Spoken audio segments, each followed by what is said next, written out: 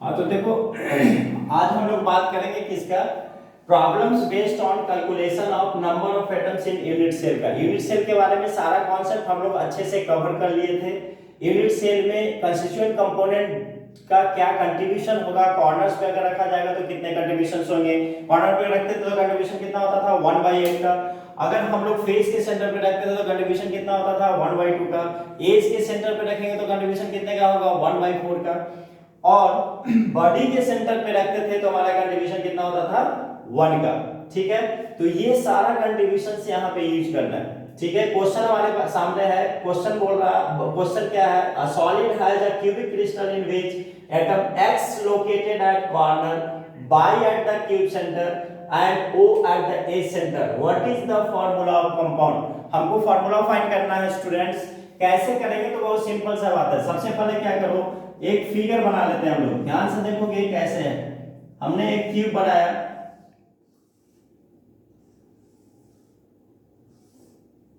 इस तरीके से क्यूब बना लिया। अब इस क्यूब पे, ये क्यूब है, ये एक यूनिट सेल को हमने किसी भी क्रिस्टलाइटिस में यूनिट सेल का कॉम्बिनेशन होता है। मैंने एक यूनिट सेल का फिगर ड्रॉ कर लिया। अब क्या बोला कि x कहां पे रखा गया, कॉर्नर पे। कॉर्नर कहां है, यहां 1 2 3 4 5 6 7 8। इन सारे कॉर्नर्स पे किसको रखें, x को। x भर दो, x x x x x x and x। Clear है। बाई को कहां रखा गया, centre of the cube. Centre of the cube क्या होगा, यहां। यहां कौन हो गया, बाई। क्लियर है। अब o को कहां रखा गया, एज पे। हमारे क्यूब में कितने एजेस होते हैं, 12 एजेस होते हैं। कितने एजेस होते हैं, 12 एजेस होते हैं। देखो कौन सा एज, 1 2 3 4 5 6। कितने हो गए इसमें, देखो 1 2 3 4 5 6 7 8 9 10 11 12। दिख रहा है सबको। या ऐसा कहो कि 6 आगे और 6 पीछे, टोटल कितने हो गए 12। 6 आगे और 6 पीछे, 6 फेस दिखता है हम लोग को। 6 फेस, 6 फेस, एक फेस बनाने में कितना एज यूज होगा, दो एज यूज होगा। तो टोटल कितने एज हो जाएंगे 12। तो 12 जो है वो कहाँ कहाँ होगा, अगर मान लो एज पे करें तो 1 हो गया, 2 हो गया, 3 हो गया, 4 हो गया, 5 हो गया, 6 हो गया, 7 हो गया, ये भी एज होगा, 8 होगा, 9 हो गया, 10 हो गया, 11 हो गया,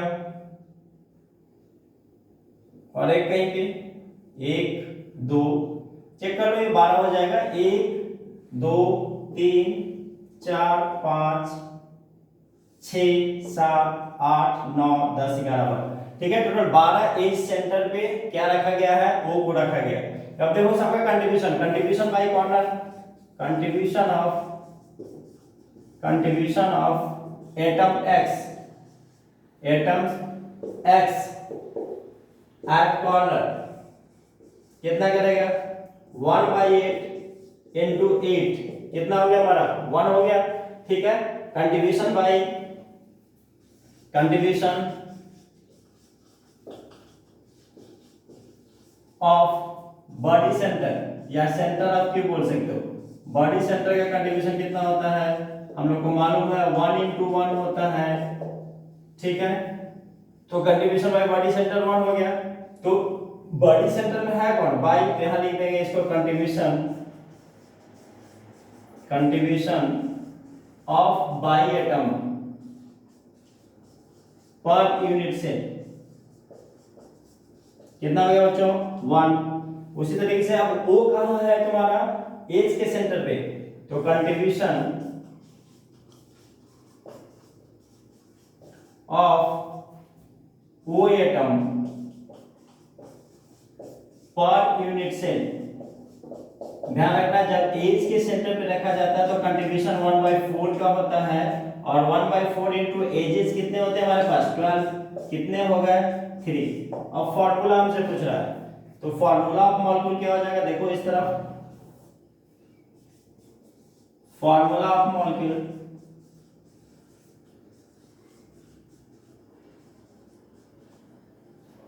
फार्मूला ऑफ मॉलिक्यूल क्या हो जाएगा, फार्मूला ऑफ मॉलिक्यूल x के लिए क्या आया है 1, y के लिए क्या आया है 1 और O के लिए क्या आया है 3। x 1 हो गया, y 1 हो गया और O 3 होगा, ये फार्मूला होगा। ठीक है, समझ में आ गया, समझ में आ रहा होगा, बहुत ही आसान क्वेश्चन था।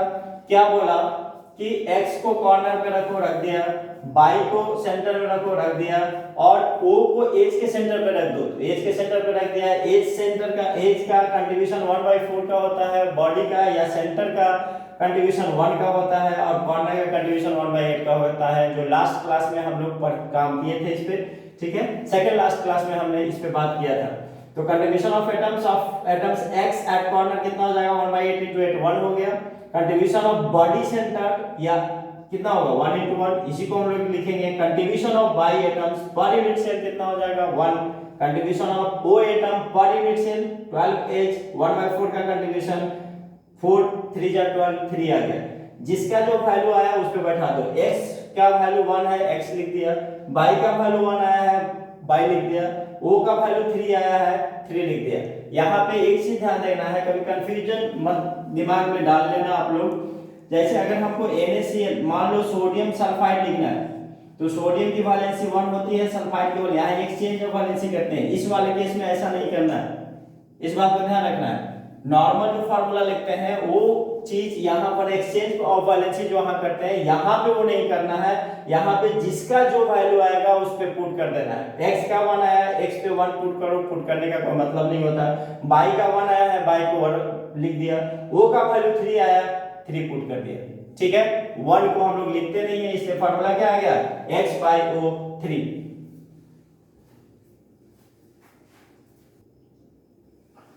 अब देखो नेक्स्ट क्वेश्चन उस कॉन्सेप्ट पे क्या दिया है, a cubic crystals in which atom A is placed at corner, B at body centre and C at two opposite faces, what would be the formula of compound. Formula क्या होगा compound का, तो अभी बनाया था, अभी सेम टाइप ऑफ क्वेश्चंस किए हैं, तो बहुत आसानी से तुम लोग बता सकते हो क्या इसका आंसर होगा। चलो देखते हैं क्या होगा। एक क्यूब बना लिया, फटाफट एक क्यूब बना लो सब अपने कॉपी पे, कॉपी निकालो और खुद से वीडियो पॉज करके बनाने का कोशिश करो। चलो देखते हैं। ए को कहां प्लेस किया गया, कॉर्नर पे, कॉर्नर पे रख दिए, फटाफट रख दिए कॉर्नर पे। ये सारे के सारे क्या है, ए है, ए है, ए है, ए है, ये सारे के सारे क्या है, ए है। बी को कहां रखा गया, सेंटर पे, ये तुम्हारा सेंटर होता है बॉडी सेंटर, यहां बी रख दिया।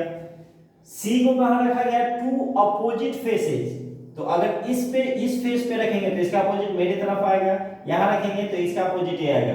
लेट अस सपोज कि मान लो इसकी फेस पे रखा तो इसके अपोजिट क्या मेरी तरफ होगा, इस पे रख दिया। अब फार्मूला निकालना है, मेरे को मालूम है कॉर्नर का कंट्रीब्यूशन 1/8 होता है, फेस सेंटर का कंट्रीब्यूशन कितना होता है 1/2 का होता है, बॉडी सेंटर का कंट्रीब्यूशन 1 का होता है, ये हम लोग ऑलरेडी कवर कर चुके हैं। तो सिंपल सा बात है, क्या लिखना है, number of atoms, number of atoms, बोलो क्या लिखे, number of atoms, number of atoms of A, number of atoms of A per unit cell, per unit cell कितना होगा, कहां पे है, कॉर्नर पे। कितने कॉर्नर होते हैं 8, कंट्रीब्यूशन कितने का 1/8 का, क्या आ जाएगा 1। Number of atoms, number of atoms of कौन सा, बी, पर यूनिट सेल क्या आ जाएगा बच्चों बताओ। बॉडी सेंटर का कंट्रीब्यूशन कितना होता है मालूम है 1 का, 1 into 1 1 आ गया। Third, number of atoms of C per unit cell, per unit cell कितना आएगा 1/2 कंट्रीब्यूशन होता है, दो फेस पे है, तो 1/2 into 2 कितना आ गया 1 आ गया। तो फार्मूला क्या हो जाएगा, बहुत इजीली बता सकते थे हम लोग, वर्डली बता सकते थे इसको, क्या हो जाएगा ABC, formula of the compound will be ABC।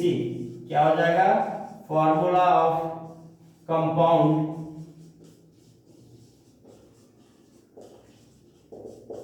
will be ABC। तो अब देखो ध्यान से, अब ध्यान से देखो कि यहाँ पे मैंने क्या किया, पिछले वाले कॉन्सेप्ट को रिपीट किया। बहुत ही आसान क्वेश्चन था, आप लोग ओरली कर सकते थे इसको। चलो फिर नेक्स्ट क्वेश्चन देखते हैं, तो इसको कॉपी करो तुम लोग। तो देखो यहाँ पे अब थर्ड क्वेश्चन हम लोग करने जा रहे हैं, और थर्ड क्वेश्चन में हमारा क्वेश्चन क्या है, potassium crystallises in body centre cubic lattice, find number of unit cell in 13 gram of potassium. यहाँ पे क्वेश्चंस थोड़ा सा डिफरेंट है, यहाँ पे नंबर ऑफ यूनिट सेल पूछ दिया है, और क्रिस्टलाइन कैसा है, क्रिस्टलाइन स्ट्रक्चर जो होगा पोटेशियम का वो कैसा होगा, बॉडी सेंटर क्यूब, मतलब बीसीसी टाइप होगा। तो चलो स्टार्ट करते हैं। बीसीसी है तो सबसे पहले हमारे दिमाग में बात कौन सी जाएगी, बीसीसी है तो सबसे पहले हमारे दिमाग में जो बात जाएगी बच्चों वो ये है कि यहाँ पे हम लोग एक फिगर बना लेंगे, और बीसीसी में क्या होता था वो हम लोगों को सबको मालूम है, प्लेसमेंट जो एटम या मॉलिक्यूल्स या आयंस का होगा वो कहाँ पे होता था, कॉर्नर्स पे होता था, और दूसरा सेंटर ऑफ द क्यूब में होता था। क्लियर है, ये बीसीसी का स्ट्रक्चर हो गया। तो सबसे पहले हम लोग ये फाइंड करेंगे कि इस यूनिट सेल में कितने एटम्स हैं पोटेशियम के। तो चलो देखते हैं, number of atoms in BCC unit cell कितना आ जाएगा बच्चों, कंट्रीब्यूशन कितना होगा कॉर्नर का 1/8 into 8 प्लस बॉडी का कंट्रीब्यूशन कितना होता था 1 का, तो 1 into 1 टोटल कितना आ गया 2, यानी 1 यूनिट सेल में 2 एटम्स है पोटेशियम का। 1 यूनिट सेल में कितने हो गए, 2 एटम पोटेशियम का। लेकिन यहाँ पे क्वेश्चंस में क्या बोला है कि 13 ग्राम में कितना है, तो अब हम लोगों को थोड़ा सा मोल जो 11th में पढ़े हैं उसके बाद मोल की कॉन्सेप्ट को यूज करेंगे। तो सबसे पहले अगर मास दिया हो तो मोल कैसे निकालते थे, मालूम है सबको, नंबर ऑफ मोल बराबर होता था हमारा given mass divided by gram atomic mass. Given mass हमारा कितना है 13, और ग्राम एटॉमिक मास पोटेशियम का कितना होता है बच्चों 39, तो कितना हो गया 1/3 मोल हो गया। चलो दूसरा फार्मूला हम लोग पढ़े थे, number of atoms equals to क्या होता था, number of atoms equals to होता था हमारा number of mole into Na, और Na का वैल्यू सबको मालूम है 6.023 into 10 के पावर 23 होता था। ठीक है, तो ये हमारा क्या निकल गया 13 ग्राम में कितने एटम्स होंगे पोटेशियम का, तो निकाल लो। मोल हमारा कितना है 1/3, वैल्यू पुट करो और इसको Na से मल्टीप्लाई कर दो, 6.023 into 10 के पावर 23 एटम्स। इतने एटम्स होंगे पोटेशियम के। पर एक यूनिट सेल में पोटेशियम के कितने एटम होते हैं 2 एटम। तो बताओ कि कितने यूनिट सेल होंगे, सिंपल सा बात है, इस वैल्यू को 2 से डिवाइड कर देंगे तो नंबर ऑफ यूनिट सेल निकाल देंगे। अगर नहीं समझ में आ रहा है तो इधर इस तरफ देख लो, हम ऐसा लिख सकते हैं 2 atoms of potassium equal to 1 unit cell, हाँ या नहीं। पर यूनिट सेल का मतलब क्या, सिंगल यूनिट सेल में, तो 1 यूनिट सेल में चूंकि ये बीसीसी है तो बीसीसी में पर यूनिट सेल कितना होता है, नंबर ऑफ एटम 2 होता है। तो अब मैं यहां लिखा कि 2 एटम्स ऑफ पोटेशियम बराबर 1 यूनिट सेल, तो 1 एटम बराबर कितना हो जाएगा 1/2 यूनिट सेल होगा, हाँ या नहीं, बिल्कुल होगा। देयरफॉर हमारे पास एटम्स कितने आए हैं, एटम्स हमारे आए हैं 1/3 into 6.023 into 10 के पावर 23, मल्टीप्लाई करो 1/2 into 1/3 into 6.023 into 10 to the power 23, इतने यूनिट सेल हो जाएंगे। समझ में आ रही बात, इसको ऐसे निकाल सकते हैं या फिर यहाँ पे इसको ऐसे निकाल सकते हो, यूनिटी मेथड से ऐसे हम लोग समझ सकते हैं। एक सेकंड क्लियर नहीं हो रहा है, ये दोनों मिक्स कर जा रहा है, इसको मैं हटा दे रहा हूं।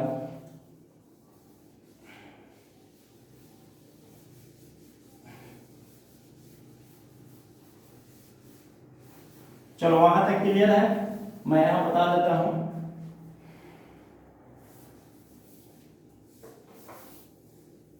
चलो देखो यहाँ लिख सकते हो डायरेक्ट नंबर, समझ गए कैसे किए थे। अब उसको एक लाइन में कर लेते हैं। Number of unit cell equals to लिखोगे number of atoms obtained. Number of atoms obtained मतलब 13 ग्राम में कितना एटम्स ऑब्टेन्ड हुआ, divided by number of atom of potassium per unit cell, per unit cell. चलो नंबर ऑफ एटम्स ऑब्टेन्ड कितना है बच्चों, 1/3 into 6.023 into 10 के power 23 divided by per unit कितना है, per unit number of atoms कितना है, 2 है, 2 से डिवाइड कर दो, आंसर क्या हो जाएगा 6.023 इंटू 10 के पावर 23 अपॉन 6। तो ये 6 अगर हम इसको 6 मान लें राउंड ऑफ करके तो ये क्या आ जाएगा 10 के पावर 23 यूनिट सेल। क्लियर है, सबको क्लियर होगा। बहुत ही आसान क्वेश्चन था, थोड़ा डिफरेंट था, तो इस तरह के भी क्वेश्चंस इसमें बन सकते हैं। ठीक है, तो मोस्टली ये दो तरह के क्वेश्चंस बनेंगे इस पार्ट से। ये क्वेश्चंस का पार्ट कंप्लीट हुआ। अब हम लोग एनसीईआरटी के क्वेश्चंस देखेंगे। ठीक है, इसको कॉपी करो आप लोग। चलो नेक्स्ट अब आपके एनसीईआरटी टेक्स्ट बुक के जो क्वेश्चंस हैं उनका मैं बात करता हूं। एनसीईआरटी बुक के क्वेश्चंस है give significance of lattice point. तो लैटिस पॉइंट क्या होता था, लैटिस पॉइंट का डेफिनेशन हम लोग वहां पढ़े थे, 3 डायमेंशनल स्पेस में या 3D स्पेस में जो पॉइंट्स होता था, पॉइंट्स का अरेंजमेंट होता था, उस पॉइंट्स को हम लोग बोलते थे लैटिस पॉइंट या लैटिस साइड। ठीक है, तो ये डिफरेंट पॉइंट दिखाया गया है, इसको हम लोग क्या बोलेंगे लैटिस पॉइंट या लैटिस साइड बोलेंगे।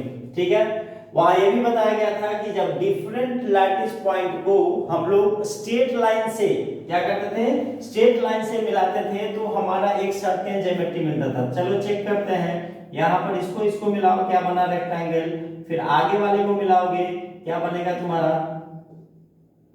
रेक्टेंगल बनेगा। इस तरीके से रेक्टेंगल बनता हुआ चला जाएगा, ये रिपीटिंग स्ट्रक्चर होगा, इस तरीके से आगे बढ़ता चला जाएगा। हर एक यूनिट जो है वो रिपीट कर रहा है और सबका स्ट्रक्चर कैसा है, रेक्टेंगल शेप का है। तो इसको हम लोग क्या बोलते थे, 2D लैटिस बनाता था। ये क्या बनाता था, 2D लैटिस, याद होगा वहां पे हम लोगों ने डिस्कस किया था। ठीक है, ये 2D लैटिस बनाता था। उसी तरीके से एक और अरेंजमेंट देखते थे हम लोग जिसमें बीच में रखते थे तो क्यूबॉइडल या क्यूब बनता था।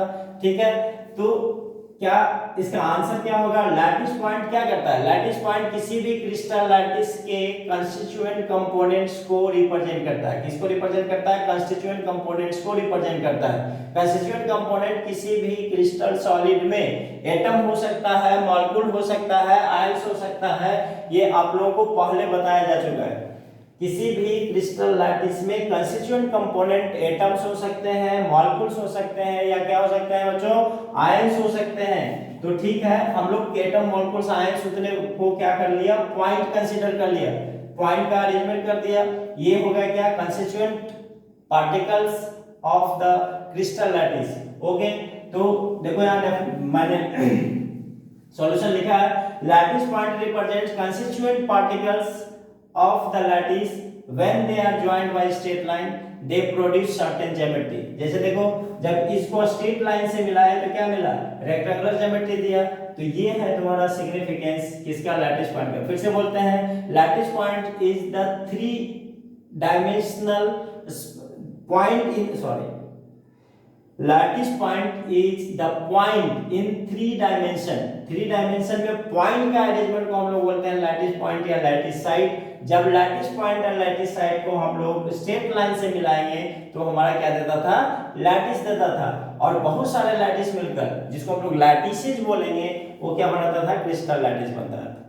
ठीक है, वहां तक हम लोग कवर कर चुके हैं। तो ये सारा कुछ क्लियर है, पहला क्वेश्चन का आंसर समझ में आ गया। दूसरा क्या कह रहा है कि what are the parameters of the parameters that characterise the unit cell. What are the parameter that characterise the unit cell. Unit cell में हम लोग बात किए थे, यूनिट सेल क्या होता था, यहाँ मैं देख रहा हूँ यूनिट सेल क्या होता था बच्चों, यहाँ ध्यान दो।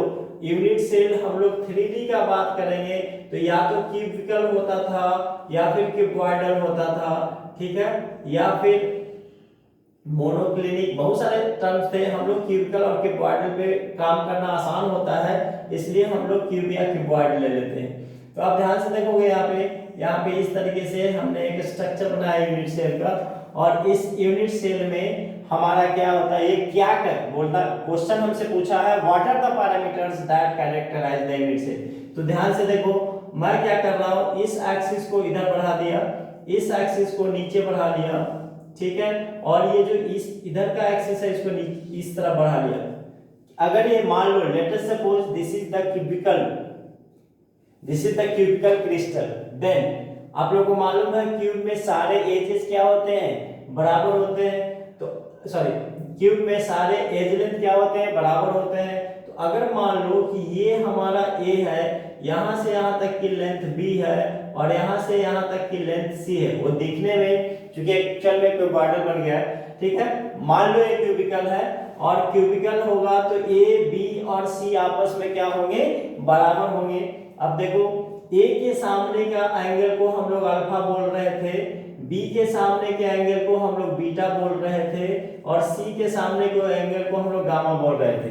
तो कितने पैरामीटर्स हो गए बच्चे, एक edge length, 3 edge length and 3 angles, तो टोटल 6 पैरामीटर्स होते हैं किसी भी यूनिट सेल को कैरेक्टराइज करने के लिए। किसमें 3D क्रिस्टल लैटिस में यूनिट सेल क्या, 3D क्रिस्टल लैटिस में तुम्हारा यूनिट सेल जो होता है वो कैरेक्टराइज होता है 6 पैरामीटर्स के द्वारा। किसके द्वारा, तो 3 edge length A B C जो आपस में बराबर होगा, तो यहाँ लिख सकते हैं ए बराबर बी बराबर सी, और एंगल बिटवीन देम अल्फा बराबर बीटा होगा यहाँ पे, और गामा होगा, क्योंकि यहाँ पे हमने क्या मान रखा है, क्यूबिकल क्रिस्टल मान रखा है, ठीक है, क्यूबिकल यूनिट सेल मान रखा है। तो ये 6 पैरामीटर्स के द्वारा हम क्या करेंगे, कैरेक्टराइज करेंगे किसको, यूनिट सेल को।